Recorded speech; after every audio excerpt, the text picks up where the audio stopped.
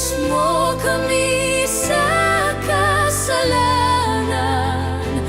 Ang krus mong pinamatayan ay sagisag ng aming kaligtasan. Nuestro Padre Jesus Nazareno, dinarangal ka namin. Nuestro Padre Jesus Nazareno, niluluwalhati ka namin. Nuestro Padre Jesus Nazareno, dinarangal ka namin. Nuestro Padre Jesus Nazareno, niluluwalhati ka namin. Nuestro Padre Jesus Nazareno, sinasamba ka namin. Pinipintuho ka namin. Aral mo ang aming buhay at kaligtasan. Nuestro Padre Jesus Nazareno, iligtas mo kami sa kasalanan. Ang krus mong pinamatayan ay sagisag ng aming kaligtasan. Nuestro Padre Jesus Nazareno, dinarangal ka namin. Nuestro Padre Jesus Nazareno, niluluwalhati ka namin. Nuestro Padre Jesus Nazareno, dinarangal ka namin. Nuestro Padre Jesus Nazareno, niluluwalhati ka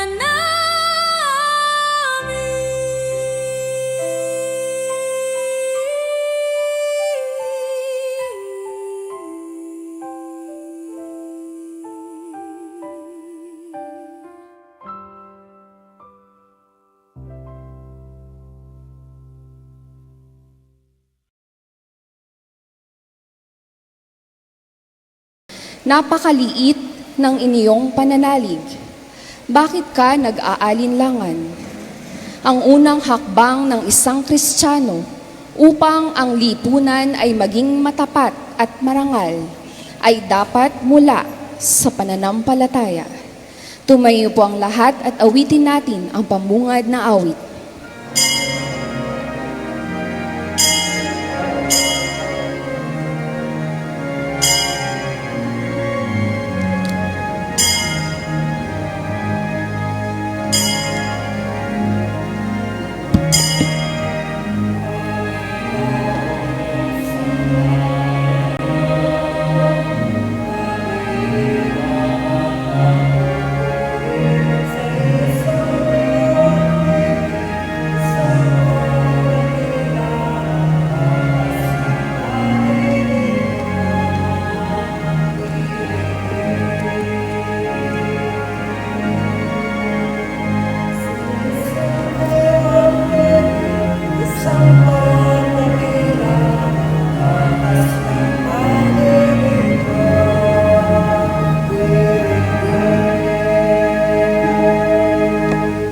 Sa ngalan ng Ama at ng Anak at ng Espiritu Santo, Amen. sumainyo ang Panginoon. At sumayo Mga minamahal kong kapatid, tayo'y nagtitipon para sa ika-19 na linggo sa karaniwang panahon.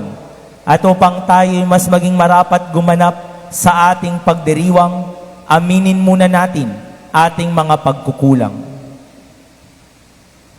Tayo pong lahat inaamin ko sa makapangyarihang Diyos at sa inyo mga kapatid, na lubha akong nagkasala sa isip, sa salita, sa gawa, at sa aking pagkukulang. Kaya isinasamo ko sa mahal na Birheng Maria, sa lahat ng mga anghel at mga banal, at sa inyo mga kapatid, na ako'y ipanalangin sa Panginoong ating Diyos. Kaawaan tayo ng makapangyarihang Diyos, patawarin tayo sa ating mga kasalanan, at patnubayan tayo hanggang sa buhay na walang hanggan. Amen.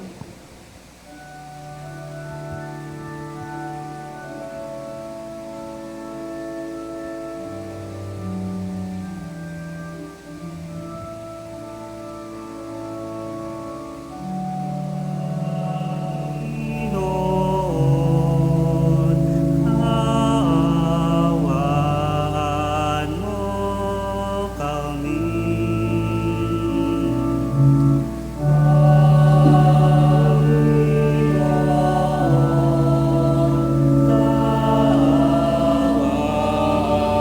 mo kami. Kristo, kaawaan mo kami. Kristo, kaawaan mo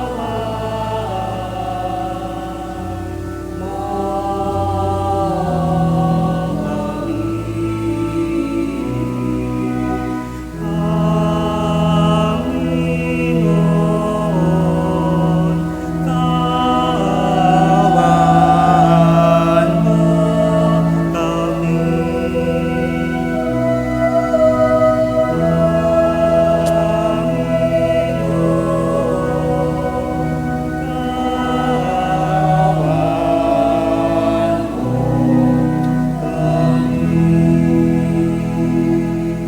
Papuri sa Diyos sa kaitasan.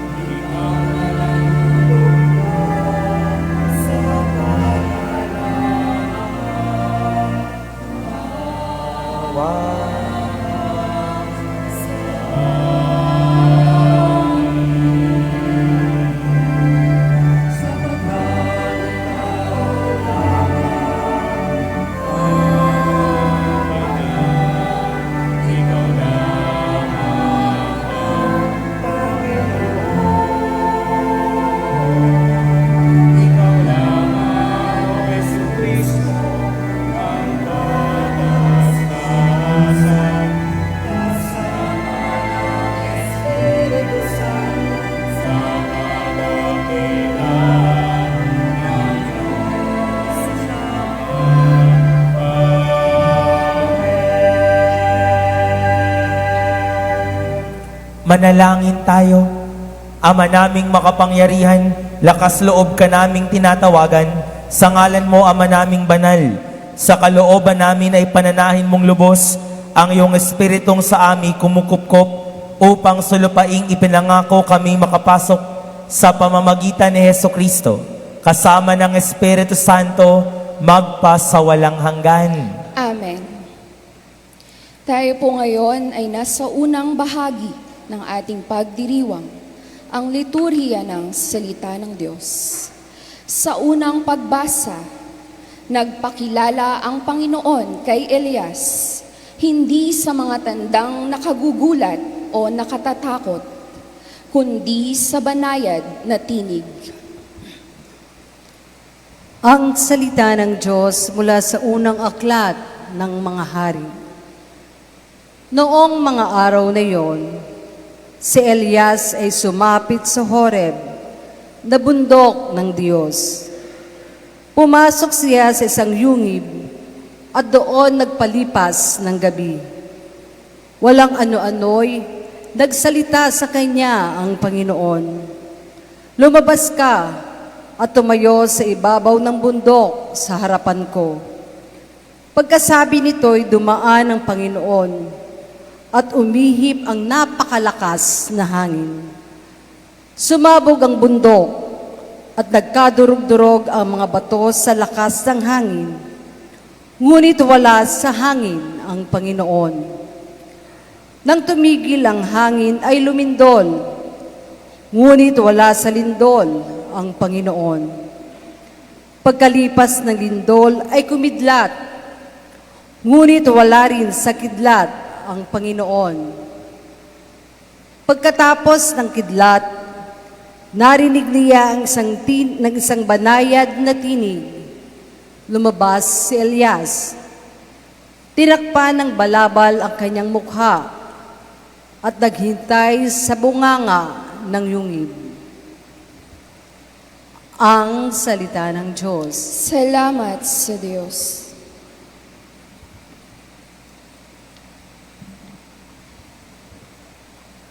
Salmong tugunan, pag-ibig mo'y ipakita, iligtas kami sa dusa. Pag-ibig mo'y ipakita, iligtas kami sa dusa. Aking naririnig magmula sa poon ang sinasalita. Sinasabi niyang ang mga lingkod niya'y magiging payapa kung magsisisi at di nababalik sa gawang masama. Ang nagpaparangal sa pangalan niya'y kanyang ililigtas. Sa ating lupain ay mananatili ang kanyang paglingap. Pag-ibig mo'y ipakita, iligtas kami sa dusa. Ang pagtatapatan at pag-iibigay magdadaog palad. Ang kapayapaan at ang katwiray magsasamang ganap. Sa balat ng lupay pawang maghahari yaong pagtatapat at ang katarungan na may maghahari mula sa itaas. Pag-ibig mo'y ipakita, iligtas kami sa dusa. Gagawing maunlad ng Panginoong Diyos itong ating buhay. Ang mga halaman sa ating lupai bubungang mainam. Sa harapan niya yaong maghahari pawang katarungan. Magiging payapat susunod ang madla sa kanyang daan. Pag-ibig mo'y ipakita, iligtas kami sa dusa. Sa ikalawang pagbasa, ipinahahayag ni Apostol San Pablo ang matinding kalungkutan dahil sa hindi paniniwala ng mga Israelita sa katuparan ng pangako ng Diyos sa kanila. Sa kabila ng pagkakita na nila sa maliwanag na tandang siya'y kasama nila. Ang salita ng Diyos mula sa sulat ni Apostol San Pablo sa mga taga-Roma. Mga kapatid, saksi ko si Kristo na katotohanan ang sinasabi ko. Hindi ako nagsisinungaling. Saksi ko rin ang Espiritu Santo na malinis ang aking budhi Sasasabihin kong ito sa inyo, matindi ang aking kalungkutan at di mapawi ang pagdaramdam ng aking puso tungkol sa aking mga kalahi at mga kababayan. Ano pat mamatamisin kong ako'y sumpain at mawalay kay Kristo, alang-alang sa kanila. Sila'y mga Israelita at itinuring ng Diyos na mga anak niya. Nakita nila ang maliwanag na tanda na nagpapakilalang siya ay kasama nila. Sa kanila nakipagtipan ng Diyos. Sa kanila rin ibinigay ang kautusan, ang tunay na pagsamba at ang mga pangako. Sila ay nagmula sa mga patriarka at sa kanilang lahi nagmula ang Kristo nang siya ay maging tao.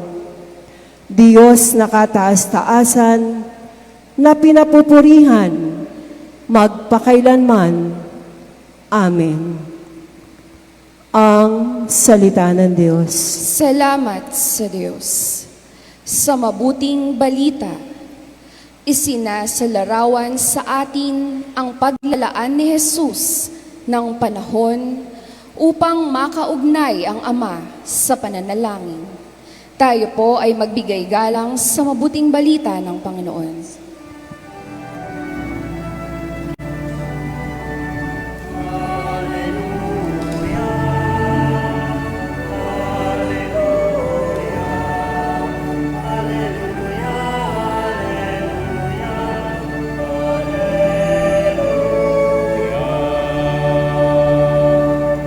Tuon ikaw ang pag-asa, ang salita mo'y ligaya, pag-asa ko sa tuwina.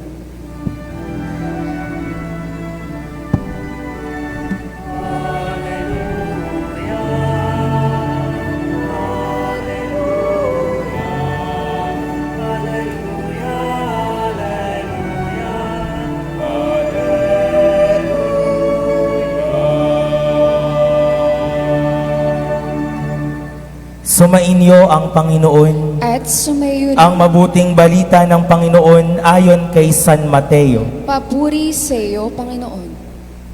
Noong panahong iyon, matapos pakainin ng mga tao, agad pinasakay ni Jesus sa bangka ang kanyang mga alagad at pinauna sa kabilang ibayo. Samantalang pinauuwi niyang mga tao, pagkaalis ng mga ito, umahon siya sa burol upang manalangin. Nag-iisa siyang inabot doon ng gabi. Samantala, nasa laot na noon ng bangka at sinasalpok ng mga alon sabagat pasalungat sila sa hangin. At nang madaling araw na sumunod sa kanila si Jesus na naglalakad sa ibabaw ng tubig. Kinilabutan sa takot ang mga alagad nang makita nilang may lumalakad sa ibabaw ng tubig, multo sigaw nila. Ngunit agad siyang nagsalita at sinabi sa kanila, "Huwag kayong matakot, si Jesus ito."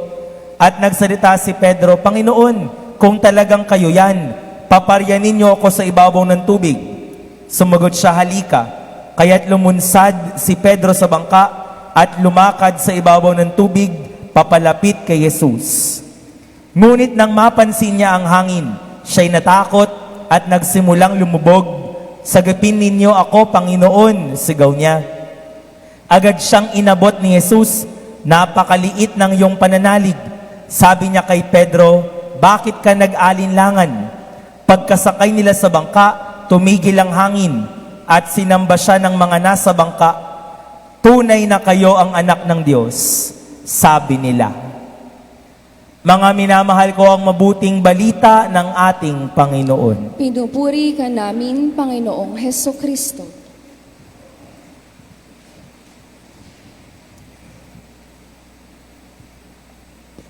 Saan ba natin mararanasan ang Diyos? Where can we experience God? Where can we experience Jesus? Our readings today, 19th Sunday in Ordinary Time, answers the said question. Where can I find God? Saan ko matatagpuan saan ko mararanasan, saan ko mararamdaman ang Diyos? First answer, in the silence. We can experience God in silence. In our first reading today from the first book of Kings, si Eliseo ay nagpunta sa bundok Horeb. At doon, inaasahan niyang mararanasan ng Panginoon. Dumating ang malakas na hangin. Wala doon ang Panginoon. Nagkaroon ng matinding apoy. Wala sa apoy ang Panginoon. Nagkaroon ng lindol. Wala sa lindol ang Panginoon.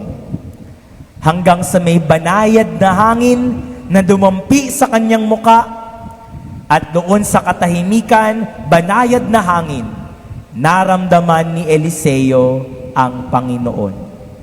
Where can we experience God? In silence. You know, many times, like the prophet in our first reading, we expect God na mararanasan natin siya through extraordinary things. Yung parang lindol, yung kagilagilalas, yung may himala, yung magpapakain siya ng 5 tinapay, 2 isda, mapaparami niya, nandun ang Diyos. Yung may bulag makakakita, nandun nga ang Diyos. Yung may patay, muling nabuhay, tunay ngang nandyan ang Diyos. We can experience God through extraordinary circumstances, situations in life. But our first reading today teaches us, even in the ordinary, silent moments of our life, we can experience God. Nakakalungkot lang, maraming Katoliko hindi at home sa silence. Sa loob ng misa, pag nauna kayo sa simbahan at nag-iintay kayo ng pari, hindi pa dumadating, hindi tayo mapalagay na nakatahimik lang at nagdadasal. Mag-i-cellphone yung iba, nakikipaghuntahan, maghahanap ng kakilala, tayo ng tayo, hindi mapakali sa katahimikan. Pagkatapos ng misa, kumakanta pa yung choir, nagkukumahog na. Mauna tayong umalis, bahana. Di pa tapos yung kumanta yung choir, nagtutulakan pa yung iba, mauna na tayo. Wala nang, hindi naman sa wala. Kakaunti na lang ang matitira sa katahimikan para manalangin. Pagkatapos ng komunyon, ito ini-endorso ng ating obispo, pagkatapos ng isang awit, pag di pa tapos magbigay ng komunyon, may katahimikan. Because in silence, we can experience Jesus. Di ba nung tayo yung mga nag-aaral pa, pag tayo gagraduate, merong recollection. Tatandaan niyo po ba yan? O kaya lalayo pa tayo. Pupunta tayong Baguio, o kaya Tagaytay. Anong gagawin? Magre-retreat. At maraming pagkakataon sa recollection o retreat, anong pinagagawa? Silence. Silence is the language of God. Mga minamahal kong kapatid, sana tayo ho, unti-unti, bilang mga Katoliko Kristiyano, if silence is the language of God, may we be at home with silence. Sa loob ng simbahan, may katahimikan. Sana ho kaya natin yan. Meron hong ginagawa sa mga parokya, kapag First Friday, ang tawag natin ay banal na oras. Naririnig niyo po ba yon? Holy hour.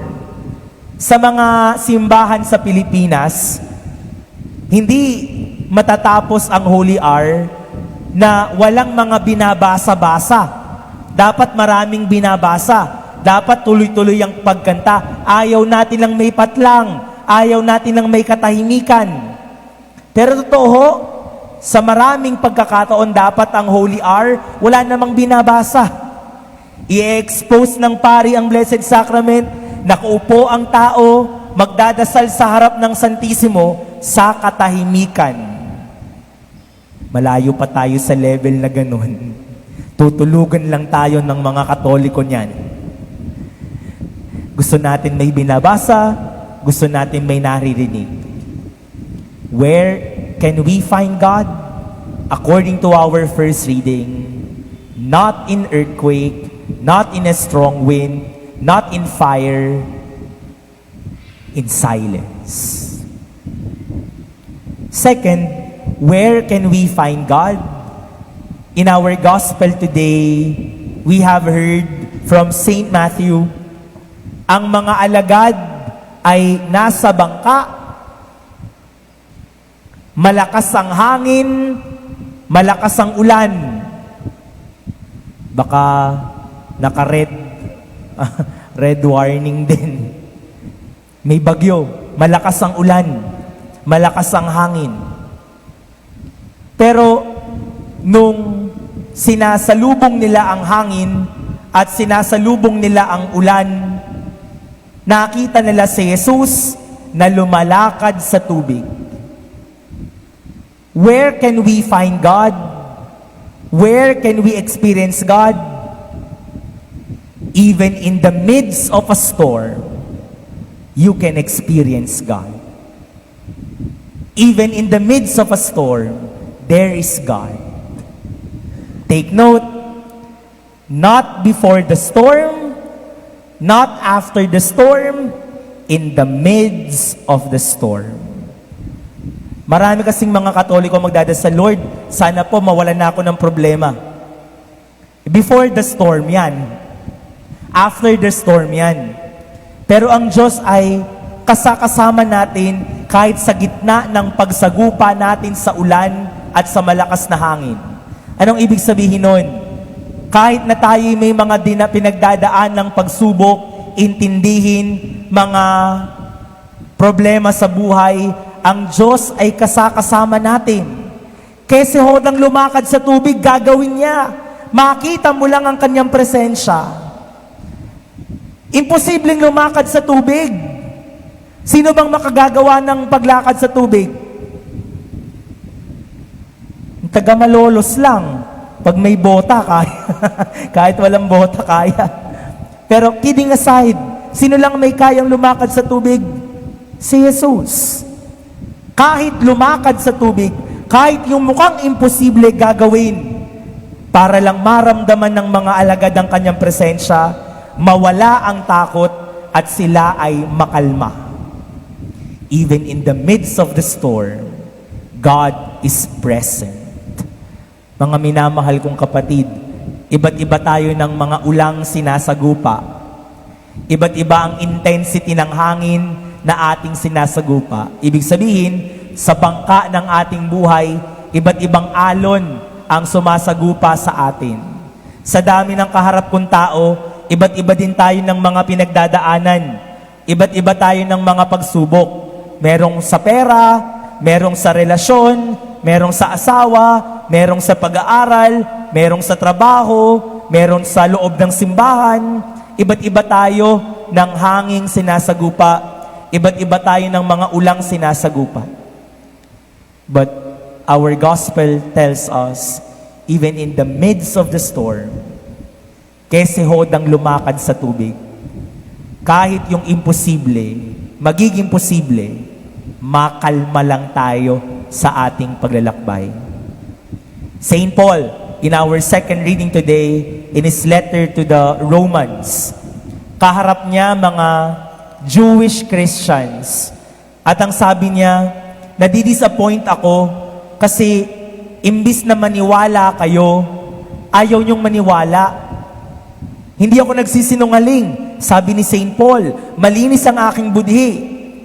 Pero kahit na ang ganda-ganda ng pinapangaral ko, ayaw niyong tanggapin. And even in the midst of that storm, rejection ang tawag doon. Even in the midst of that storm, hindi siya sumuko. Nagpatuloy siyang mangaral at naging successful ang kanyang mission. Why?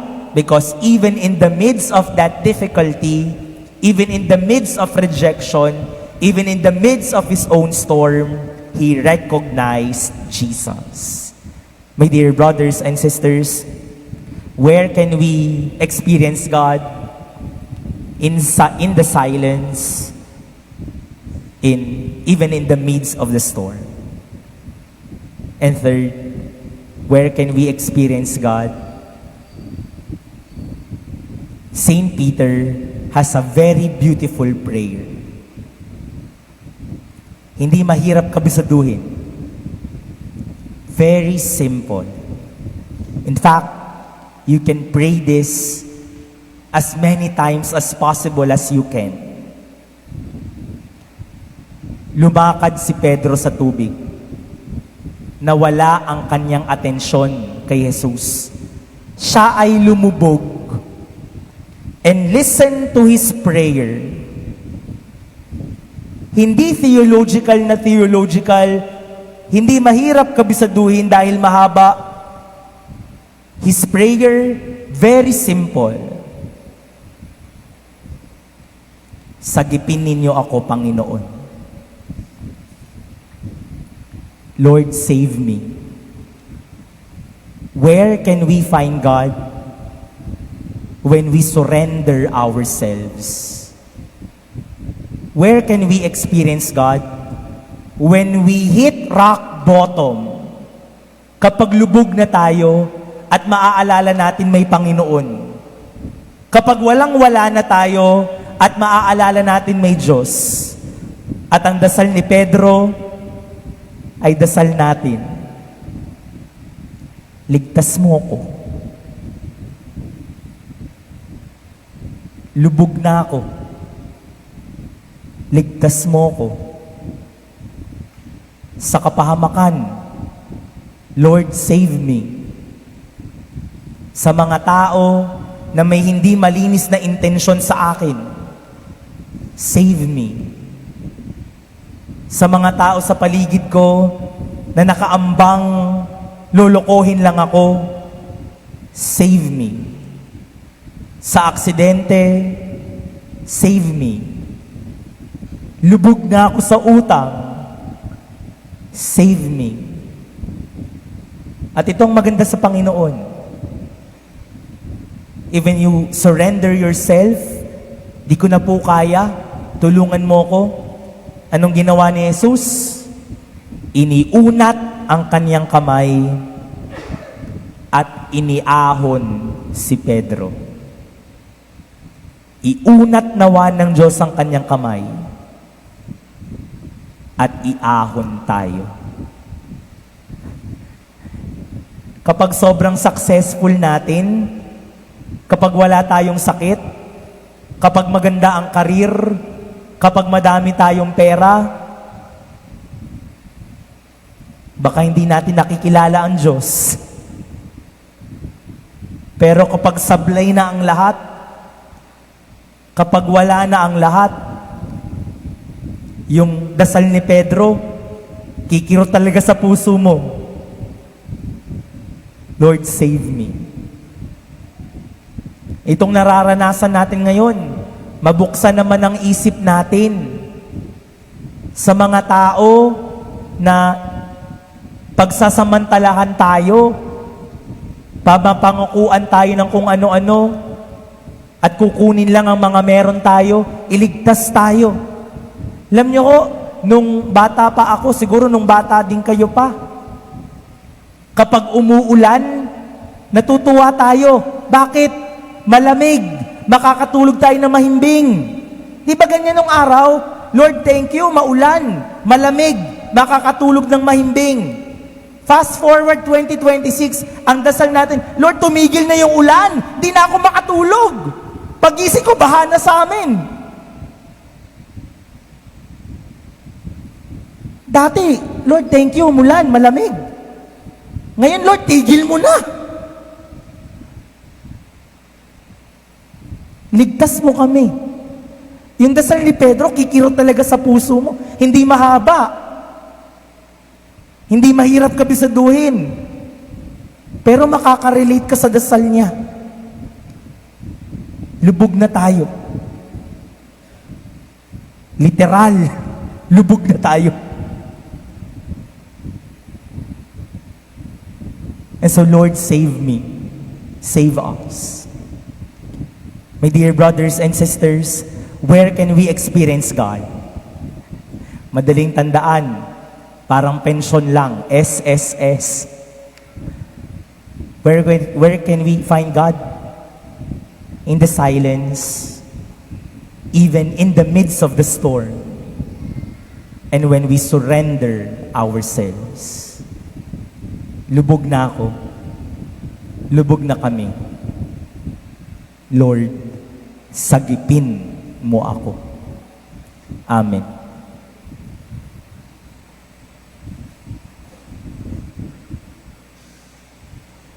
Ipapahayag ang pananampalataya, sumasampalataya ako Sa Diyos amang makapangyarihan sa lahat, na may gawa ng langit at lupa.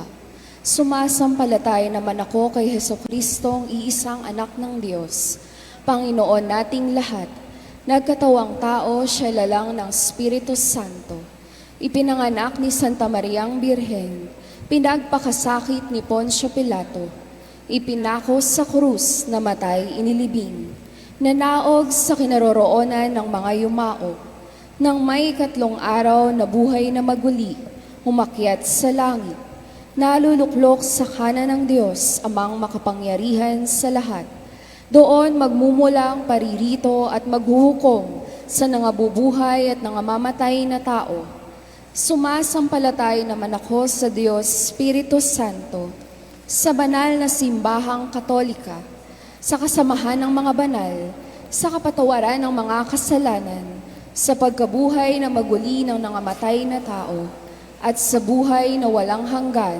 Amen. Sa bawat panalangin nating itugon, Panginoon, bigyan kami ng matatag na pananampalataya.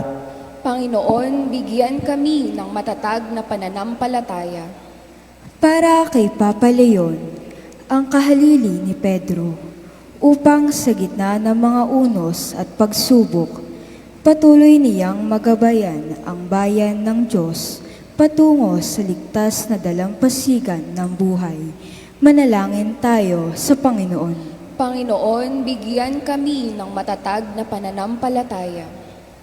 Para sa mga obispo at mga pari, upang patibayin ng mga hamon at daluyong ng buhay ang kanilang pananalig sa tunay na anak ng Diyos, manalangin tayo sa Panginoon. Panginoon, bigyan kami ng matatag na pananampalataya.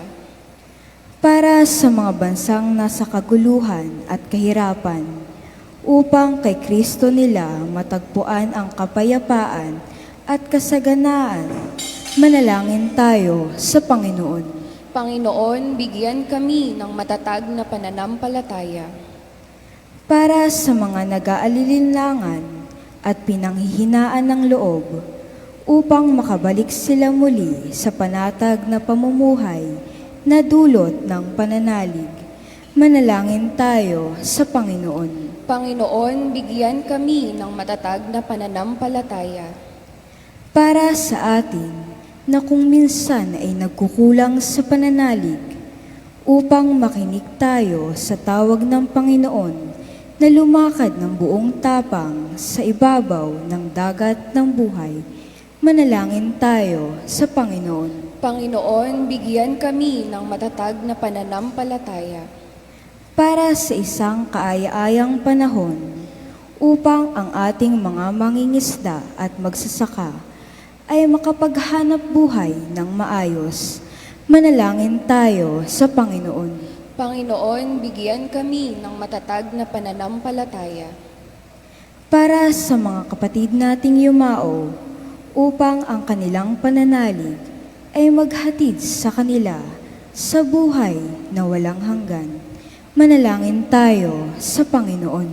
Panginoon, bigyan kami ng matatag na pananampalataya.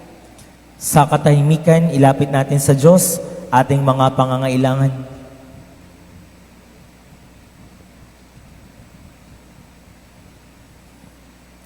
Amang makapangyarihan, Palakasin mo at patatagin ang aming pananampalataya upang maharap namin ang may kahinahunan at pagtitiwala ang mga dumarating na pagsubok at unos sa aming buhay at makalakad kami kaisa ni Kristo patungo sa ligtas at payapang pampang ng kaligtasan.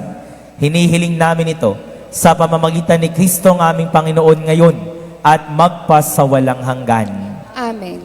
Tayo po ngayon ay nasa ikalawang bahagi ng ating pagdiriwang, ang liturhiya ng Eukaristiya.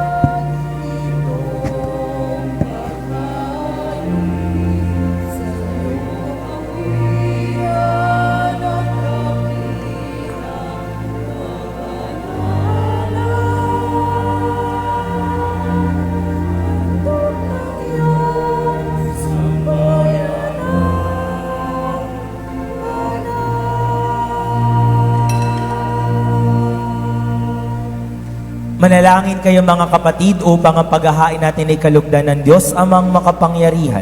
Tanggapin nawa ng Panginoon itong paghahain sa iyong mga kamay, sa kapurihan niya at karangalan sa ating kapakinabangan at sa buong sambayanan niyang banal. Ama naming lumikha, kalugdan mo ang mga alay ng iyong sambayanan, ang ipinagmagandang loob mong ibigay sa amin upang maihain, ay siya nawang gumanap ng iyong ginagawa upang kami tubusin. Sa pamamagitan ni Kristong aming Panginoon, kasama ng Espiritu Santo, magpasawalang hanggan. Amen. Sumainyo ang Panginoon. At sumayo rin, Itaas sa Diyos ang inyong puso at diwa. itinaas na namin sa Panginoon. Pasalamatan natin ang Panginoong ating Diyos. Marapat na siya ay pasalamatan. Ama naming makapangyarihan, tunay ngang marapat na ikaw ay aming pasalamatan sa pamamagitan ni Hesukristo na aming Panginoon.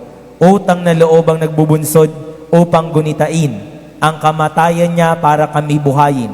Pagtitiwala ang sanhi ng ligayang di malilimot sa pagkabuhay niyang sa aming kaloob. Pag-asang dahilan ng pagiging handa para sa pagbabalik niyang totoong dakila. Kaya kaisa ng mga anghel na nagsisiawit ng papuri sa iyo nang walang humpay sa kalangitan, kami nagbubunyi sa iyong kadakilaan.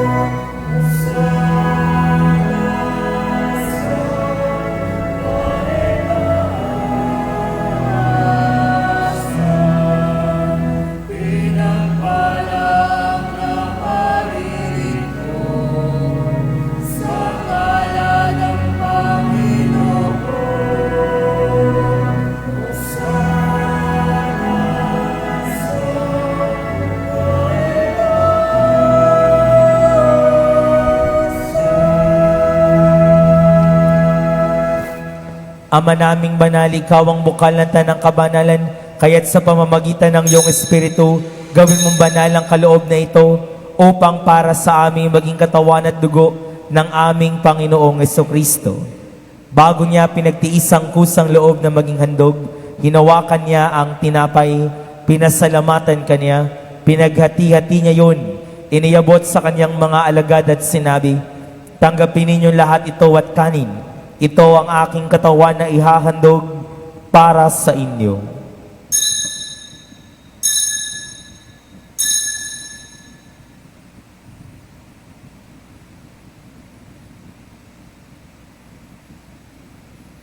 Gayun din naman noong matapos ang hapunan, hinawakan niya ang kalis, muli kanyang pinasalamatan, iniyabot niya ang kalis sa kanyang mga alagad at sinabi, "Tanggapin ninyo lahat ito at inumin. Ito ang kalis ng aking dugo, ng bago at walang hanggang tipan. ang aking dugo na ibubuhos para sa inyo at para sa lahat sa kapagpapatawad ng mga kasalanan. Gawin ninyo ito sa pag-alaala sa akin.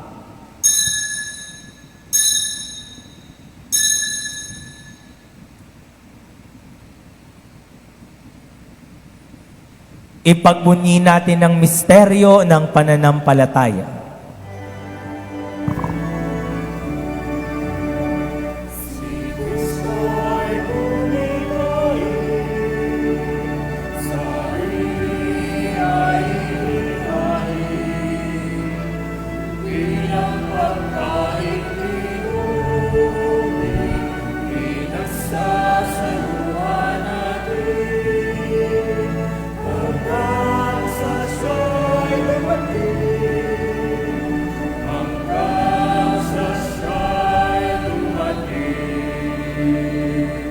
Ama, ginagawa namin ngayon ang pag-alaala sa pagkamatay at muling pagkabuhay ng iyong anak.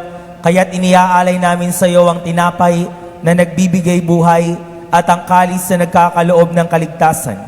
Kami nagpapasalamat dahil kami iyong minarapat na tumayo sa harap mo para maglingkod sa iyo. Isinasamo namin kaming magsasalo-salo sa katawan at dugo ni Kristo ay mabuklod sa pagkakaisa sa pamamagitan ng Espiritu Santo. Amalingapin mo ang iyong simbahang laganap sa buong daigdig. Puspusin mo kami sa pag-ibig. Kaisa ni Leon na aming Papa at ni Dennis na aming Obispo at ng Tanang Kaparian. Alalahanin mo rin ang mga kapatid naming nahimlay nang may pag-asang sila'y muling mabubuhay, gayon din ang lahat ng mga pumanaw. Kaawaan mo sila't patuloyin sa iyong kaliwanagan. Kaawaan mo't pagindapating kaming lahat na makasalo sa iyong buhay na walang wakas. Kaisa ng mahal na Birheng Maria, Ina ng Diyos, ni San Jose, kanyang kabiyak ng puso, kaisa ng mga apostol, ni Santo Domingo, at ng lahat ng mga banal na namuhay sa daigdig ng kalugod-lugod sa iyo, maipagdiwang nawa namin ang pagpupuri sa ikararangal mo sa pamamagitan ng iyong anak na aming Panginoong Hesu Kristo. Sa pamamagitan ni Kristo, kasama niya at sa Kanya, ang lahat ng parangal at papuri ay sa iyo, Diyos Amang makapangyarihan, kasama ng Espiritu Santo, magpasawalang hanggan.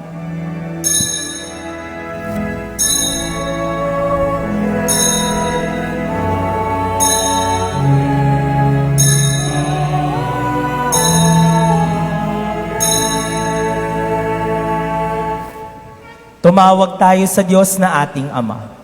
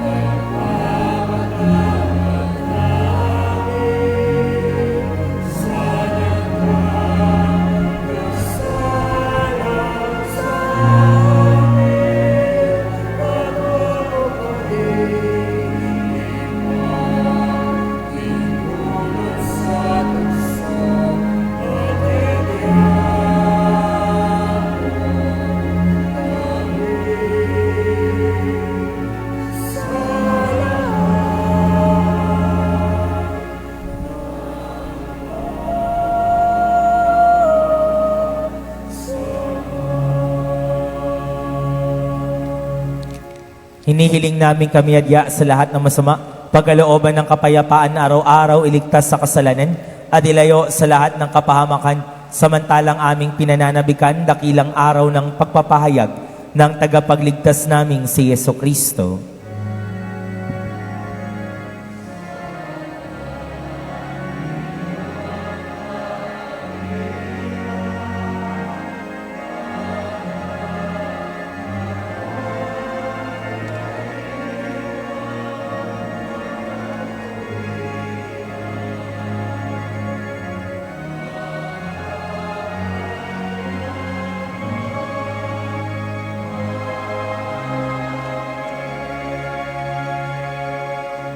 Panginoong Jesucristo, sinabi mo sa iyong mga apostol, kapayapaan ang iniiwan ko sa inyo, ang aking kapayapaan ang ibinibigay ko sa inyo.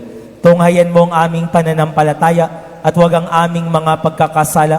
Pagkalooban mo kami ng kapayapaan at pagkakaisa, ayon sa iyong kalooban, kasama ng Espiritu Santo, magpasawalang hanggan. Amen. Ang kapayapaan ng Panginoon ay laging sumainyo. At sumayo rin. Magbigayan kayo ng kapayapaan sa isa't isa.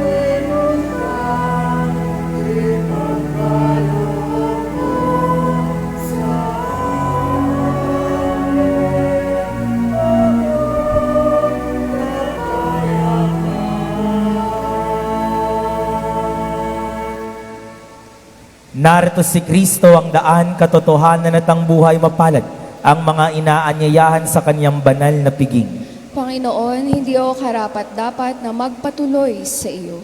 Ngunit sa isang salita mo lamang ay gagaling na ako.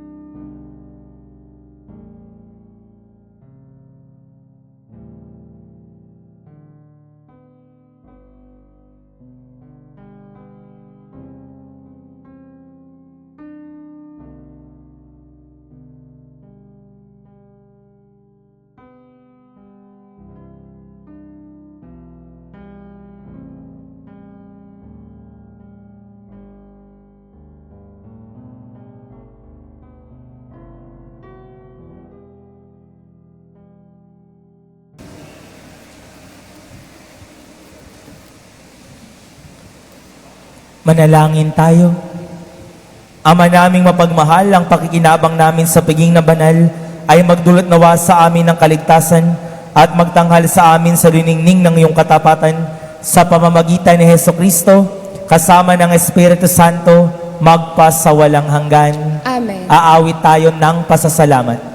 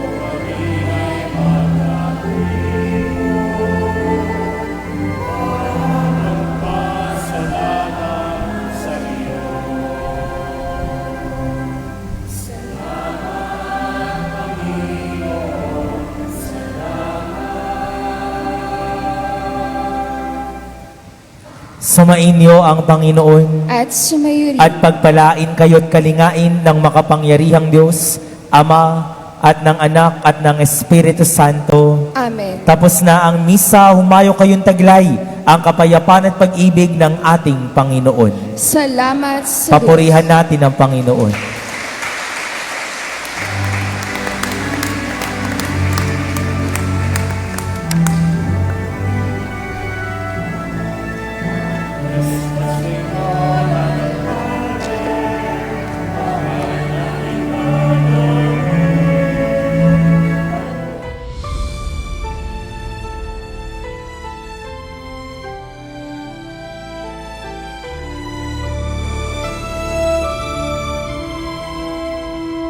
Nuestro Padre Jesús Nazareno, sinasamba ka namin,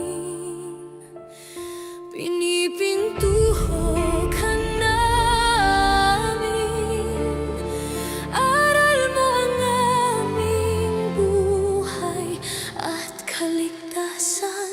Nuestro Padre Jesus Nazareno, iligtas mo kami sa kasalanan. Ang krus mong pinamatayan ay sagisag ng aming kaligtasan. Nuestro Padre Jesus Nazareno, dinaranggal ka namin. Nuestro Padre Jesus Nazareno, niluluwalhati ka namin. Nuestro Padre Jesus Nazareno, dinaranggal ka namin. Nuestro Padre Jesus Nazareno, niluluwalhati ka namin. Nuestro Padre Jesus Nazareno, sinasamba ka namin,